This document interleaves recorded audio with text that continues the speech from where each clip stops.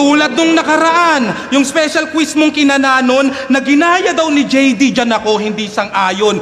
Dahil doon si Antonym nagsalita ng di naglaon at malinaw niyang sinabi na hindi niya ginawa yun. Pero ano, gasgas na yon? O eto mas solid para sa rapper na yan. Gas! Mas solid! Magmamatter na yan. Wala. Check ko lang ha, Gutsa. Okay. Okay, round 3 na. Ito, surprise quiz. Okay? Hulaan nyo sino MC yung nag-spit ng wordplay. Okay, una. Invictus ka na. A. Abra, 2018. Or B. JD, 2023. Okay. Next. Palayan. A. Tipsy D, 2016. Or B. JD, 2023. Okay. Next.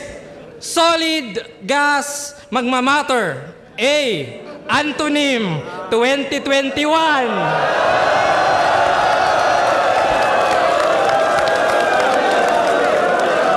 Wait, or B. JD, 2024.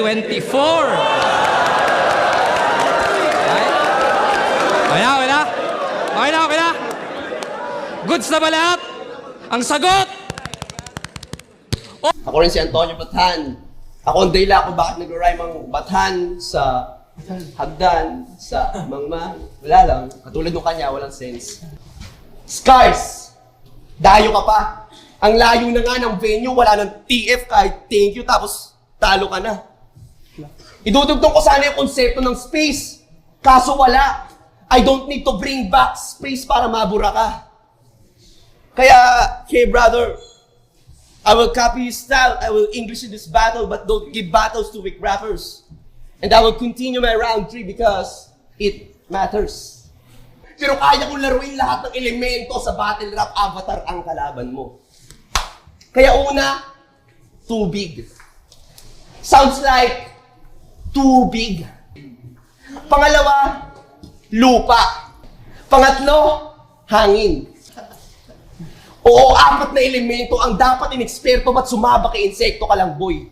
Ubus ang hangin nitong tagalupa sa ilalim ng tubig paglangoy. Pero okay lang yan, boy.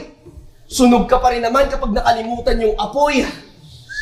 Oh, Scars! Aray ko!